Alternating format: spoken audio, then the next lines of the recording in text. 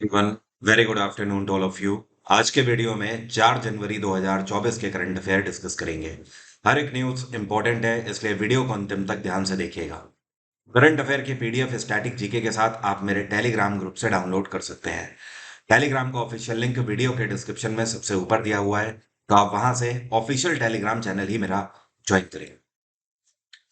सबसे पहले बात करेंगे कल के क्वेश्चन की। कल मैंने आपसे सवाल यह पूछा था कि हैदराबाद पर नियंत्रण खोने के लिए ब्रिटिश के साथ सहायक संधि पर किसने हस्ताक्षर किए थे। मतलब इनमें से ये कौन सा शासक है जिसने ब्रिटिश ईस्ट इंडिया कंपनी के साथ पैक्ट साइन किया था और हैदराबाद का कंट्रोल ईस्ट इंडिया कंपनी को दे दिया था। तो ये शासक था असफ जाह सेकंड। अब ये जो असफ जाह सेकंड है, इनको निजाम अली खान के नाम से भी जाना जाता है। किस नाम से? निजाम अली खान। अब इन्होंने 1798 में ब्रिटिश ईस्ट इंडिया कंपनी के साथ एक ट्रीटी करी और इन्होंने कहा भैया कि आप हैदराबाद पूरा ले लीजिए और हम बेहतर है आपके द्वारा दी गई पेंशन में ही। तो ये एक ऐसे शासक थे, या आप बोल सकते हो भारत के पहले प्रिंसली स्टेट के ऐसे शासक थे जिन्होंने ब्रिटिशर्स को अपनी टेरिटरी दे दी और उनके द्वारा दी गई पेंशन में ही खुद को खुश रखना बेहतर समझा। यहाँ पर एक सवाल और पूछा जाता है आपसे। सवाल ये पूछा जाता है, भारत का एक कौन सा पहला प्रिंसली स्टेट है जो कि ब्रिटिश हुकूमत के अंतर्गत पूरे तरीके से अधीन हो गया था। तो ये भी है हैदराबाद। अब शुरू करेंगे आज के करंट अफेयर। ये कौन सी कंपनी है जो कि पहली ऐसी भारतीय इलेक्ट्रॉनिक व्हीकल कंपनी बन गई है जिसको पीएलआई नोड का सर्टिफिकेशन मिल गया है। तो पीएलआई नोड मिल गया है अभी हाल ही में ओला इलेक्ट्रिक को।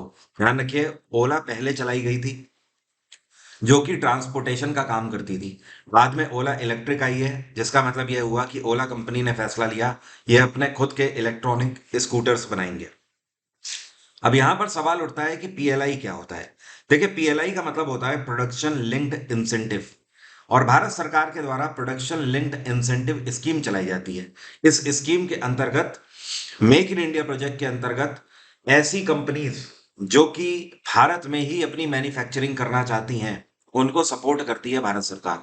सब्सिडी देकर भी सपोर्ट करती है, उनके मार्केट को दूसरे कंट्रीज में बूस्ट करने का भी काम करती है। तो ओला इलेक्ट्रिक अपनी जितनी भी मैन्युफैक्चरिंग है वो पूर्ण रूप से भारत में कर रही है। इस वजह से भारत सरकार ने इनको पीएलआई नोट दे दिया है। इसका सीधा सा मतलब है अब आने वाले समय में ओला इलेक्ट्रिक को भारत सरकार की तरफ से केवल सब्सिडी ही नहीं, एक्सपोर्ट ड्यूटीज में भी फायदा मिलेगा और दूसरे देशों में ज्यादा से ज्यादा एक्सपोर्ट कर पाए ओला के इलेक्ट्रॉनिक व्हीकल्स को। इसके लिए सरकार डायरेक्टली सपोर्ट करेगी। ध्यान रखिए, जब भी आप इंपोर्ट करते हो तो उसमें ड्यूटीज ज्यादा लगती हैं, जब आप एक्सपोर्ट करते हो तो ड्यूटीज कम लगती हैं, क्योंकि सरकार ये चाहती है कि आप एक्सपोर्ट ज्यादा से ज्यादा करें और इंपोर्ट कम से कम करें। क्योंकि जब हम ज्यादा से ज्यादा एक्सपोर्ट करेंगे तभी हम एक डेवलप्ड देश बन पाएंगे। अभी हम लोग डेवलपिंग कंट्रीज में शुमार हैं। ओला इलेक्ट्रिक की स्थापना साल 2017 में करी गई थी और इसका हेडक्वार्टर है बेंगलोर और इसके सीईओ हैं भावेश अग्रवाल। कौन है? भावेश अग्रवाल। ये कौन है जिनको किया इंडिया के नए एमडी एंड सीईओ के रूप में अपॉइंट किया गया है? तो अभी अचानक से किया इंडिया के नए एमडी एंड सीईओ के रूप में अपॉइंट किया गया है ग्वांगू ली को। किसको? ग्वांगू ली। और किया, आपको बता दूं, किया एक कोरियन कंपनी है और किया का नाम तो बाद में इंडियन मार्केट में आया है, पहले से हुंडई था। और हुंडई कहाँ की कंपनी है? हुंडई भी साउथ कोरिया की ही कंपनी है, इसका हेडक्वार्टर है सियोल। तो ये जो किया है ना, ये हुंडई की चाइल्ड कंपनी है। मतलब एक तरीके से बोल सकते हो किया हुंडई की सब्सिडरी कंपनी है। और ये जो ग्वांगू ली है, इन्होंने जिनकी जगह ली है इनका नाम है ताई जिन पार्क। क्या नाम है? ताई जिन पार्क। और ये पिछले 36 साल से किया कंपनी के अंदर अपनी सर्विस दे रहे थे। अब ये रिटायर हो गए हैं तो इनकी जगह पर ग्वांगुली आ गए हैं। बाय द वे, आपको बता दूं, किया इस टाइम पर पूरे दुनिया में 5 तरीके के गाड़ियों के मॉडल अपने लॉन्च कर रहे हैं, जिसमें भारत में 3 मॉडल लेकर आए हुए हैं। कौन कौन से? एक तो एक किया सेल्टोस यहाँ पर लॉन्च कर चुके हैं, दूसरा किया सोनेट लॉन्च कर चुके हैं और तीसरा किया कैरेंस लॉन्च कर चुके हैं। पूरे ऑल ओवर द वर्ल्ड देखें तो 2 मॉडल इनके और चलते हैं। किया इंडिया की स्थापना 2017 में करी गई थी। इसका हेडक्वार्टर आंध्र प्रदेश के अंदर है और इसके सीईओ तो अब आप ध्यान ही रखेंगे। क्या आप बता सकते हो अभी हाल ही में चाइना के डिफेंस मिनिस्टर के रूप में किसको अपॉइंट किया गया है? 3 दिन पहले ही मैंने आपको बताया है। तो इनका नाम है डोंग जुन। क्या नाम है? डोंग जुन। ये चाइना के डिफेंस मिनिस्टर बने हैं। पहले ये चाइनीज नेवी में कार्यरत थे। अभी हाल ही में चार्ड के ट्रांजिशनल प्राइम मिनिस्टर के रूप में किसको अपॉइंट किया गया है? मतलब कुछ टाइम के लिए ये पदभार संभालेंगे जब तक सिचुएशन ठीक नहीं हो जाती। तो ये जो आपको पिक्चर में दिखाई दे रहे हैं, इनका नाम है सक्सेस मासरा। क्या नाम है? सक्सेस मासरा। अब इनको चार्ड के नए पीएम के रूप में अपॉइंट किया गया है और इनका अपॉइंटमेंट जो यहाँ के जो राष्ट्रपति हैं, इनका नाम है मोहम्मद इदरिस। क्या नाम है? मोहम्मद इदरिस। इनके द्वारा इनका अपॉइंटमेंट किया गया। और मासरा ने किसको रिप्लेस किया है? इन्होंने जिनको रिप्लेस किया है, इसका नाम है साले केब्जाबो। क्या नाम है? साले केब्जाबो।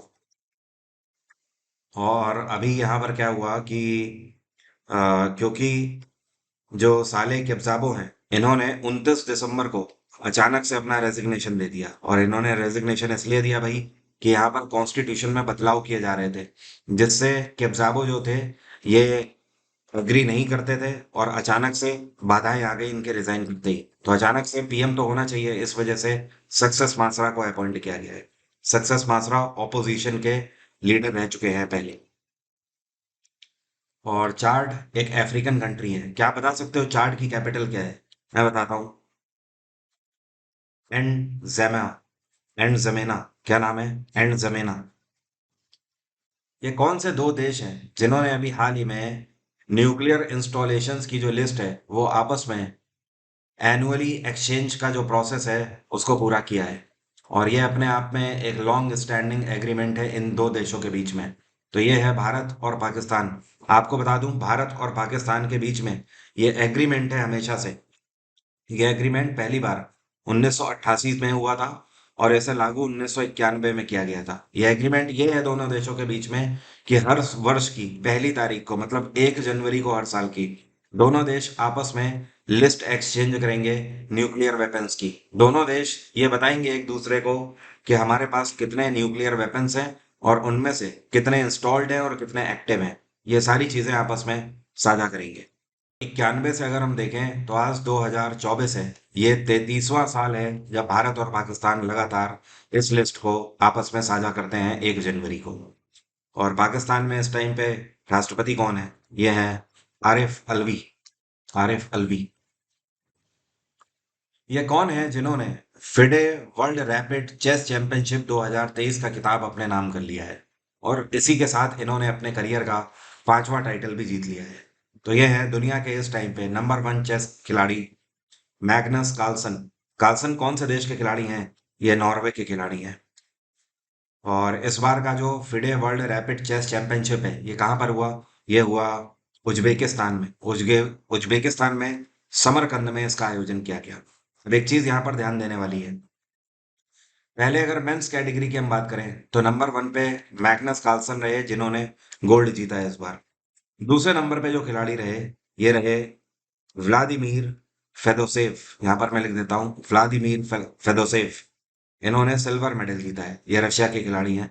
और तीसरे नंबर पे चाइनीज खिलाड़ी रहे जिनका नाम है यू यांगी। You Yanghee. इन्होंने ब्रोंज मेडल जीता है।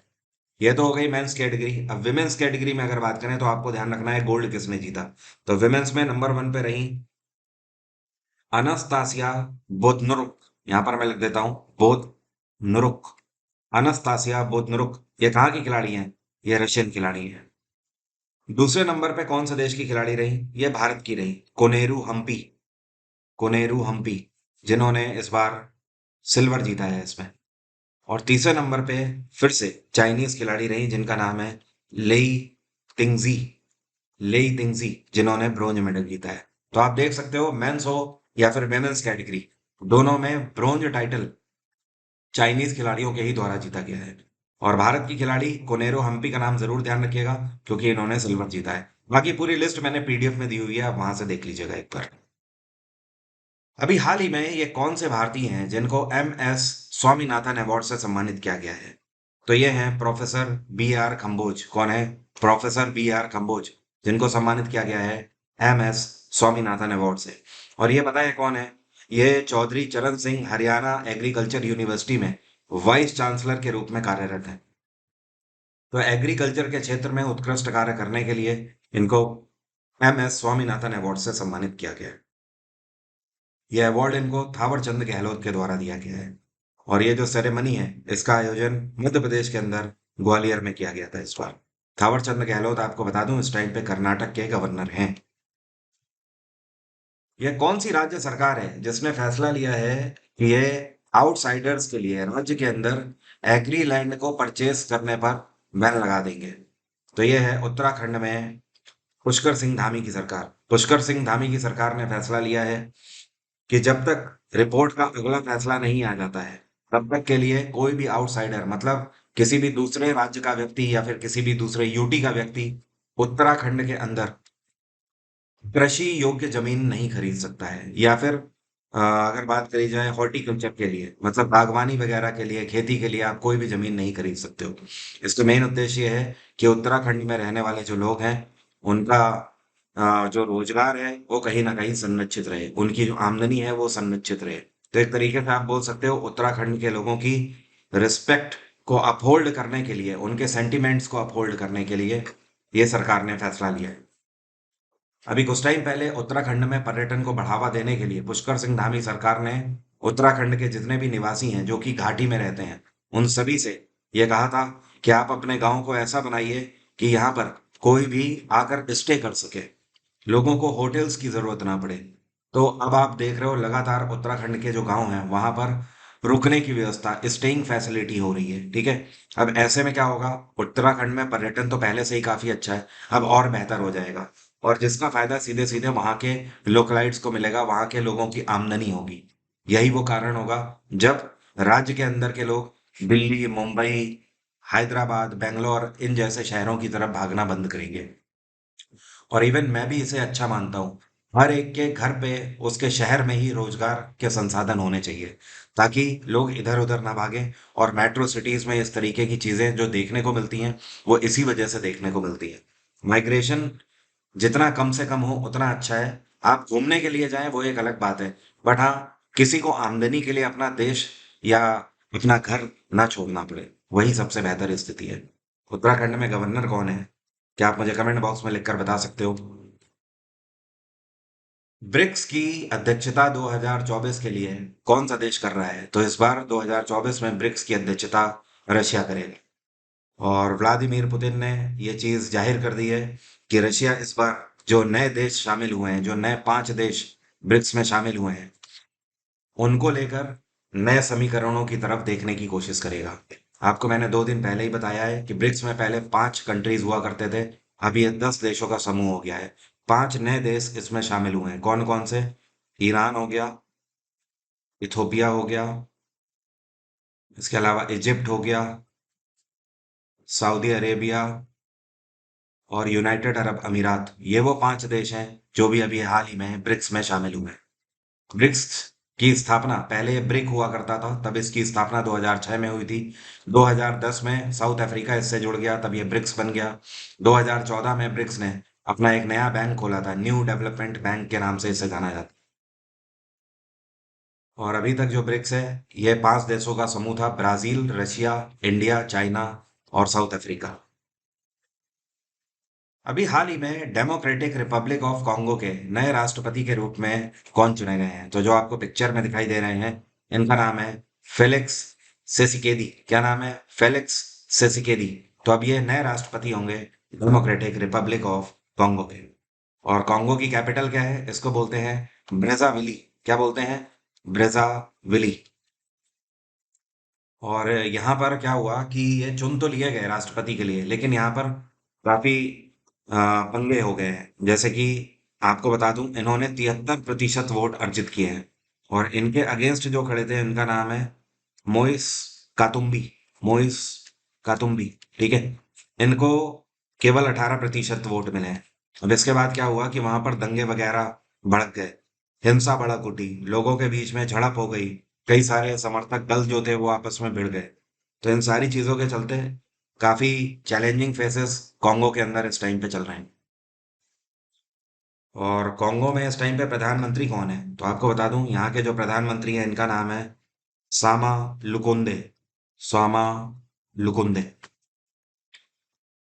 अभी हाल ही में उत्तर प्रदेश के चीफ सेक्रेटरी कौन है, मतलब मुख्य सचिव ये कौन है जिनका कार्यकाल तीसरी बार बढ़ा दिया गया है? तो जो आपको पिक्चर में दिखाई दे रहे हैं, ये सीनियर आईएएस अधिकारी हैं, ES मिश्रा।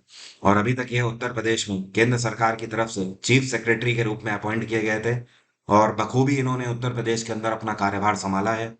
और 30 दिसंबर को department of personal and training की तरफ से ये खबर है कि उत्तर प्रदेश सरकार ने केंद्र सरकार से ये आग्रह किया था कि DS मिश्रा का कार्यकाल एक बार फिर से बढ़ा दिया जाए।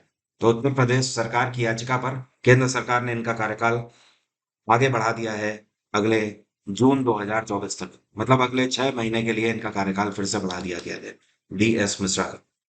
और उत्तर प्रदेश में योगी आदित्यनाथ की सरकार है और यहाँ पे गवर्नर हैं आनंदीबेन पटेल।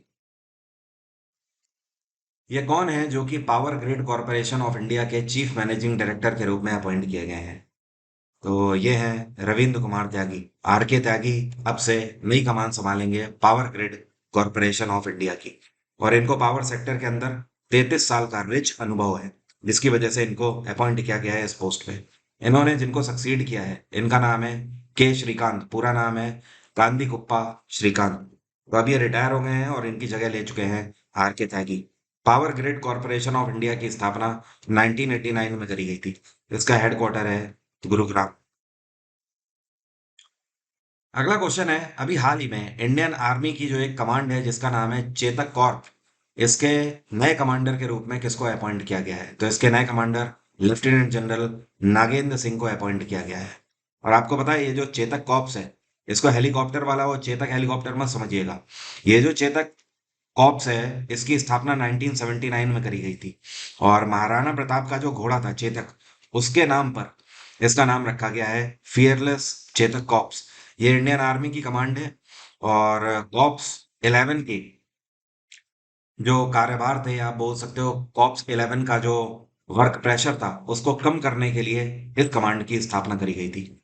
जो चेतक कॉर्प्स है ये कहाँ पर है? ये है भटिंडा में, भटिंडा। तो अब से लेफ्टिनेंट जनरल नागेंद्र सिंह कार्यभार संभालेंगे। और इन्होंने जिनकी जगह ली है, ये जगह ली है लेफ्टिनेंट जनरल संजीव राय की, इन्होंने जगह ली है। ठीक है, संजीव राय रिटायर हो। अब मेरा आज का सवाल आपसे, आप में से कितने लोग बता सकते हैं जब पूना पैक्ट हुआ था तो उस टाइम पर भारत का वायसराय कौन था? बहुत ही सिंपल सा क्वेश्चन है, कमेंट बॉक्स में जल्दी से लिखकर बताइए। एग्जाम इंजन एप्लीकेशन में साल 2024 के किसी भी एग्जाम के लिए, चाहे वो SSC का एग्जाम हो, चाहे वो रेलवे का हो, चाहे वो आपका स्टेट का कोई भी एग्जाम हो, हर एक एग्जाम के लिए आप मेरा GS GK का फाउंडेशन बैच अवेल कर सकते हैं। इस बैच में history, polity, geography, science, economics और कंप्यूटर और साथ में PYQs, ये सब कुछ मैंने कवर कराए हुए हैं। और इस बैच की मदद से आप मैक्सिमम स्कोर कर सकते हैं इन सभी एग्जाम्स में। अगर आपको डिस्काउंट चाहिए तो आप sscgsguru@gmail.com पर हमें मेल कर सकते हैं। और मेल में आप अपना बैच का नाम और अपना कॉन्टैक्ट नंबर लिखिए, हमारी टीम आपको डिस्काउंट भी ऑफर कर देगी। इसके अलावा आप recorded history, polity, geography, science, इन सब के अलग अलग बैचेस भी अवेल कर सकते हैं। और आप सभी मुझे इंस्टाग्राम पर भी फॉलो कर सकते हैं। इंस्टा की ID है वरुण अवस्थी 07। तो आज की बात यहीं तक रहेगी। Thank you so much, have a nice day, take care, bye bye, आपका दिन मंगलमय हो।